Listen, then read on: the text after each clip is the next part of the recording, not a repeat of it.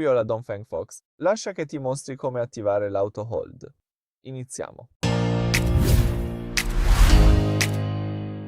Quindi all'inizio devi utilizzare la schermata principale. Dalla schermata principale apriamo l'icona dell'auto, questa icona blu proprio qui. Poi dalla scheda a sinistra scegliamo la quarta opzione, che sono le impostazioni del veicolo.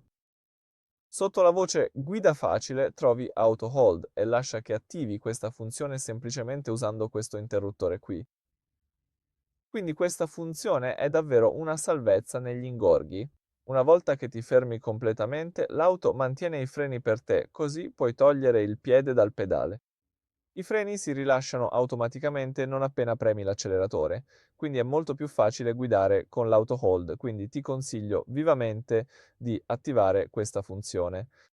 Grazie per aver guardato, per favore iscriviti al nostro canale e lascia un like.